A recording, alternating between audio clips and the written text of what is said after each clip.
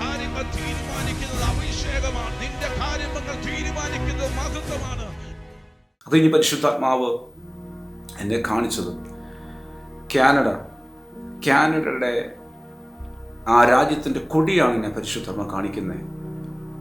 ആ കൊടി എന്നെ കാണിക്കുമ്പോൾ കൊടിയുടെ മുക്കാൽ ഭാഗവും ഈ തോരണം കീറിയിട്ടതുപോലെ, വർണ്ണക്കടലാസിൽ തോരണം കീറിയിടുന്നത് പോലെ ഇങ്ങനെ കീറി പിച്ചിച്ചേന്തിയിട്ടേക്കുന്ന മുക്കാൽ ഭാവവും കീറി കിടക്കും.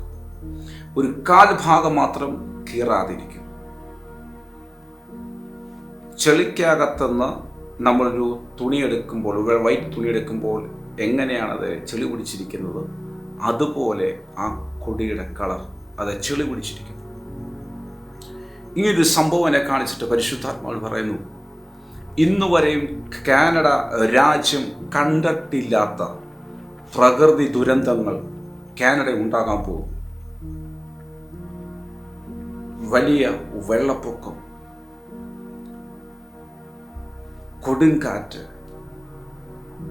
മഴക്കെടുതി നിമിത്തം വലിയ ദുരന്തം കാനഡ രാജ്യം അനുഭവിക്കാൻ പോകുന്നു.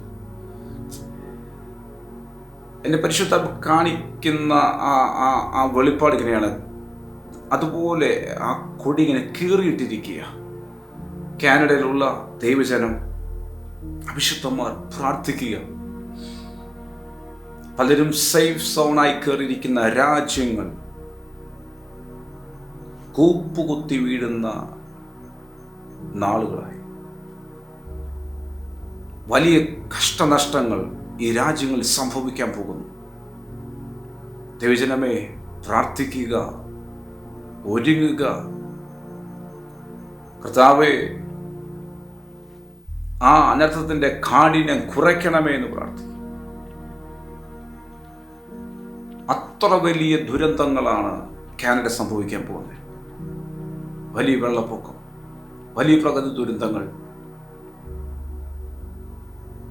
ഒരു മുക്കാൽ ഭാഗം ഇല്ലാതെയാകുന്നത് പോലെ ആ രാജ്യത്തിൻ്റെ, കാനഡയുടെ മുക്കാൽ ഭാഗം സ്ഥലങ്ങളിലും വലിയ ദുരന്തങ്ങളുണ്ടാകും. ദൈവജനം പ്രാർത്ഥിക്കുക, നടുകുവിൻ, പാപം ചെയ്യാതിരുപ്പിൻ, മാനസാന്തരപ്പെടുവിൻ, കർത്താവിൻ്റെ വരവിന് വേണ്ടി ഒരുങ്ങുവിൻ. യേശുവിനെ സ്വന്തം രക്ഷിതാവായി സ്വീകരിക്കുക. പരിശുദ്ധാത്മാവാൽ നിറയെ, ആത്മാവിന് സത്യത്തിലും ദൈവത്തെ ആരാധിക്കാൻ നീ ഒരുങ്ങും. കർത്താവിൻ്റെ വരവിന് വേണ്ടി ഒരുങ്ങിയാട്ട് നമ്മുടെ മുമ്പിൽ അധികം സമയങ്ങളില്ല പ്രിയരെ. ഈ കഷ്ടങ്ങളിലെല്ലാം നമ്മളെ വിടിയിക്കുവാൻ കർത്താവ് ശക്തനാണ്. കർത്താവിനോട് ചേർന്നിരിക്കുക. അവൻ്റെ നാമം വിളിച്ചപേക്ഷിക്കുന്ന ഏവർക്കും യേശു സമീപസ്ഥൻ. കർത്താവിനോട് ചേർന്നിരിക്കുക. ഈ രാജ്യത്തിനു വേണ്ടി പ്രാർത്ഥിക്കുക. കാനഡയിൽ എന്നെ കേൾക്കുന്ന ദൈവജനം, നിങ്ങൾ പ്രാർത്ഥിക്കുക, ഒരുങ്ങുക. ഉപവസിക്കാൻ പറ്റുന്നവർ ഉപവസിക്കുക, അല്ലാതെ പ്രാർത്ഥിക്കാൻ പറ്റുന്ന പ്രാർത്ഥിക്കുക. കർത്താവേ, രാജ്യത്തോട് മനസ്സറിയണമേ. ദൈവജനം പ്രാർത്ഥിക്കുക, ഒരുങ്ങുക. ക്രൈസ്തവികതയ്ക്കെതിരായ ഈ ബില്ല് കാനഡയുടെ നാശത്തിലേക്ക് തന്നെ വഴി തുറന്നേക്കാം. കാനഡയുടെ നാശത്തിലേക്ക് തന്നെ വഴി തുറന്നേക്കാം. വടക്കേ അമേരിക്കൻ ഭൂഖണ്ഡത്തിലെ ഒരു പ്രധാന രാഷ്ട്രമായ കാനഡയിൽ ക്രിസ്തീയ വിശ്വാസത്തെയും മതസ്വാതന്ത്ര്യത്തെയും ഗുരുതരമായി നേരിട്ട് ബാധിക്കുന്ന വിദ്വേഷകരമായ കോമ്പാറ്റിംഗ് ഹെയ്റ്റ് ആക്ട് അഥവാ ബിൽ C-9 എന്ന ഒരു നിയമം പ്രാബല്യത്തിൽ വരുത്തിയിരിക്കുകയാണ്. ശക്തമായ ക്രൈസ്തവ ആഭിമുഖ്യ രാഷ്ട്രമായിരുന്ന കാനഡയിൽ ക്രൈസ്തവ അസ്തിത്വം ക്ഷയിച്ചതോടെ വളർന്നു വന്ന ലിബറലുകൾ കാനഡയുടെ അധികാരം പിടിച്ചെടുത്തതിൻ്റെ പരിണിത ഫലമായിട്ടാണ് ക്രൈസ്തവ വിശ്വാസത്തെയും മാറ്റമില്ലാത്ത ദൈവവചനങ്ങളെയും രാജ്യത്തു നിന്നും പൂർണ്ണമായും തുടച്ചു മാറ്റുന്ന തരത്തിലുള്ള കരിനിയമം പ്രാബല്യത്തിൽ വരുത്തിയിരിക്കുന്നത്. പൈശാചികതയ്ക്കും കുത്തഴിഞ്ഞ ലൈംഗികതയ്ക്കും സ്വവർഗ സംസ്കരണങ്ങൾക്കുമെതിരെ അതിശക്തമായ പഠനങ്ങളാണ് പരിശുദ്ധ ബൈബിളിലുള്ളത്. അത്തരം തിന്മകളെ ശക്തമായി എതിർക്കുന്ന പരിശുദ്ധ ബൈബിളിലെ സത്യവചനങ്ങൾ ഉദ്ധരിക്കുന്നത് ഉൾപ്പെടെ ചില മതപരമായ ആവിഷ്കാരങ്ങളെ അടക്കം കുറ്റകരമാക്കണമെന്ന് അധികാരികളെ നിർബന്ധിക്കുവാൻ ഉതകുന്ന വിവാദ ബിൽ കാനഡയുടെ ഹൗസ് ഓഫ് കോമൺസ് പാസാക്കിയതോടെ ഈ നീക്കം പാപകരമായ മ്ലേച്ഛതകൾക്കെതിരെ യാഥാസ്ഥിതിക നിലപാട് പുലർത്തുന്ന മതവിഭാഗങ്ങൾക്കെല്ലാം ആശങ്ക ഉളവാക്കിയിരിക്കുകയാണിപ്പോൾ. കാനഡയുടെ ആകെ ജനസംഖ്യയുടെ 53.3% പ്രതിനിധീകരിക്കുന്നത് ക്രിസ്ത്യാനികളാണ് എന്ന റിപ്പോർട്ടുകൾ നിലനിൽക്കെ ഇത്തരത്തിലുള്ള നിയമം അവിടെ പ്രാബല്യത്തിൽ വന്നെങ്കിൽ ആരെയാണ് പരിശുദ്ധ ബൈബിളും അതിലെ വാക്യങ്ങളും ഇത്രത്തോളം രോക്ഷം കൊള്ളിക്കുന്നതെന്ന കാര്യം ചിന്തിക്കേണ്ടത് തന്നെയാണ്. ബിൽ C9 നിയമനിർമ്മാണം ഇപ്പോൾ സെനറ്റിൻ്റെ പരിഗണനയിൽ വിട്ടിരിക്കുകയാണ്. സെനറ്റർമാരെ ഫോണിലൂടെയും ഇമെയിലിലൂടെയും ബന്ധപ്പെട്ട് പ്രതിഷേധം അറിയിക്കാൻ കൺസർവേറ്റീവ് നേതാക്കൾ വിശ്വാസികളോട് ആഹ്വാനം ചെയ്തിട്ടുമുണ്ട്. സെനറ്റിലെ ഭൂരിഭാഗം പേരും മുൻ പ്രധാനമന്ത്രി ജസ്റ്റിൻ ട്രൂഡോ നിയമിച്ചവരായതുകൊണ്ട് ബിൽ തടയുക എന്നത് വലിയ വെല്ലുവിളിയായിരിക്കുമെന്ന് തന്നെയാണ് രാഷ്ട്രീയ നിരീക്ഷകരും കരുതുന്നത്.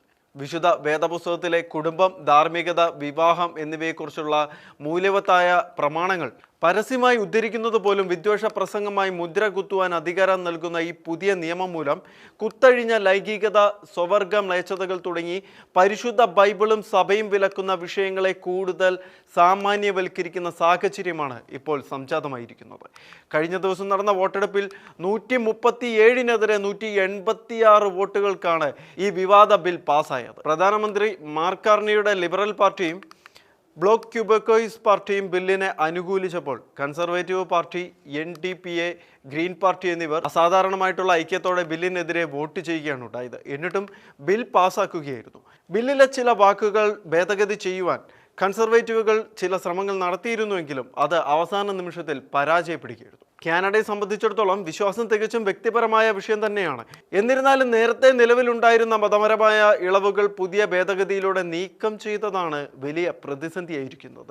ഇത് വേദപുസ്തക സൂക്തങ്ങളെ നേരിട്ട് ലക്ഷ്യം വെക്കുവാനുള്ള നീക്കമാണെന്നും ഇത് പിൻവലിക്കണമെന്നും പ്രസ്താവിച്ചുകൊണ്ട് കാനഡിയൻ കത്തോലിക്ക മെത്രാൻ സമിതി തുറന്ന കത്തെഴുതിയിരിക്കുകയാണ്. ഈ കരിനിയമത്തിൻ്റെ മറവിൽ ക്രിസ്തുവിശ്വാസം ജീവിക്കുകയും പ്രഘോഷിക്കുകയും ചെയ്യുന്നവർക്കെതിരെ ശക്തമായ പീഡനം തന്നെ ഉണ്ടാകുമെന്നും ക്യാമ്പയിൻ ലൈഫ് കൊയാലിഷൻ വക്താവ് ഡേവിഡ് കുക്കും പറഞ്ഞു. കാനഡയിലെ ഭൂരിഭാഗം ജനങ്ങളും തങ്ങളുടെ ജീവിതത്തിൽ മതത്തിന് അമിതമായ പ്രാധാന്യം കൽപ്പിക്കുന്നില്ല എന്നാണ് ഇന്നത്തെ പൊതുവെയുള്ള അവസ്ഥ. എന്നാൽ ഒരു കാലത്ത് കാനഡിയൻ സംസ്കാരത്തിൻ്റെയും ദൈനംദിന ജീവിതത്തിൻ്റെയും കേന്ദ്രവും അവിഭാജ്യ ഘടകവുമായിരുന്നത് ക്രിസ്തുമതം തന്നെയായിരുന്നു. എന്നാൽ ലിബറൽ പ്രത്യാശാസ്ത്രങ്ങൾ ഇളക്കിവിട്ട് പിശാച് കളം പിടിച്ചതോടെ ക്രൈസ്തവ വിശ്വാസം ക്ഷയിക്കുകയായിരുന്നു എന്ന് വേണം വിലയിരുത്തുവാൻ. അത്തരത്തിൽ മതേതര രാജ്യമായി മാറിയ കാനഡയിലെ പൗരന്മാരിൽ ഭൂരിഭാഗവും തങ്ങളുടെ ദൈനംദിന ജീവിതത്തിൽ മതം അപ്രധാനമാണ് എന്ന് കരുതുകയും അവർക്ക് ഇപ്പോഴും ദൈവത്തിൽ വിശ്വസിക്കുകയും ചെയ്യുന്നുണ്ടെങ്കിൽ പോലും മതത്തിൻ്റെ ആചാരം പൊതുവെ അവർ ഒരു സ്വകാര്യ കാര്യമായാണ് കണക്കാക്കുന്നത്.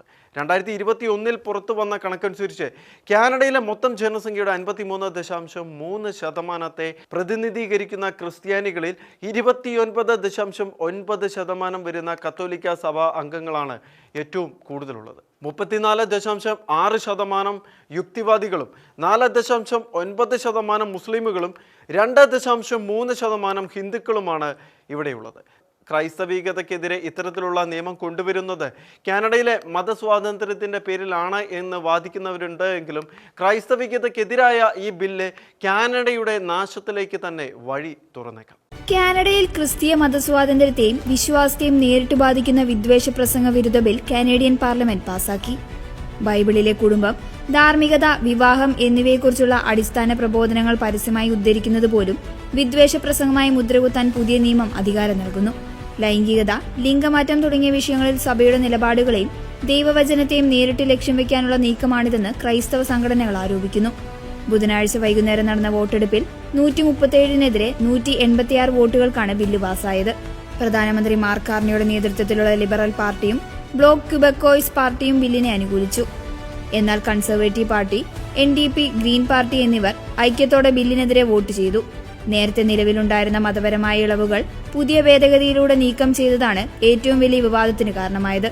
ഇത് ബൈബിൾ വചനങ്ങളെ നേരിട്ട് ലക്ഷ്യം വയ്ക്കാനുള്ള നീക്കമാണെന്ന് ക്രൈസ്തവ സംഘടനകൾ ആരോപിക്കുന്നു. കാനഡിയൻ കത്തോലിക്ക മെത്രാൻ സമിതി ഈ ഭേദഗതിയെ ശക്തമായി അപലപിക്കുകയും ഇത് പിൻവലിക്കണമെന്നാവശ്യപ്പെട്ട് കത്തെഴുതുകയും ചെയ്തു. നിയമത്തിന്റെ മറവിൽ വിശ്വാസികൾക്കെതിരെ യഥാർത്ഥ പീഡനം തുടങ്ങാൻ ഈ ബില്ല് വഴി തുറക്കുമെന്ന് ക്യാമ്പയിൻ ലൈഫ് ഓഫ് കോയിലേഷൻ വക്താവ് ഡേവിഡ് കുക്ക് പറഞ്ഞു. ഹൌസ് ഓഫ് കോമൺസ് പാസാക്കിയ ബില്ല് ഇനി സെനറ്റിന്റെ പരിഗണനയ്ക്ക് അയക്കും. സെനറ്റർമാരെ ഫോണിലൂടെയും ഇമെയിലിലൂടെയും ബന്ധപ്പെട്ട് പ്രതിഷേധം അറിയിക്കാൻ കൺസർവേറ്റീവ് നേതാക്കൾ വിശ്വാസികളോട് ആഹ്വാനം ചെയ്തു. സെനറ്റിലെ ഭൂരിഭാഗം പേരും മുൻ പ്രധാനമന്ത്രി ജസ്റ്റിൻ ട്രൂഡോ നിയമിച്ചവരായതിനാൽ ബില്ല് തടയുക എന്നത് വലിയ വെല്ലുവിളിയായിരിക്കുമെന്ന് രാഷ്ട്രീയ നിരീക്ഷകർ കരുതുന്നു. ഒരാളുടെ വികാരങ്ങളെ വ്രണപ്പെടുത്തുന്ന തരത്തിൽ സംസാരിക്കുന്നത് പോലും കുറ്റകരമാക്കാൻ പോലീസിനും സർക്കാരിനും അനുവാദം നൽകുന്ന ഈ നിയമം കാനഡയുടെ ഭരണഘടനാ തത്വങ്ങൾക്ക് വിരുദ്ധമാണെന്ന് നിയമവിദഗ്ധർ ചൂണ്ടിക്കാട്ടുന്നു.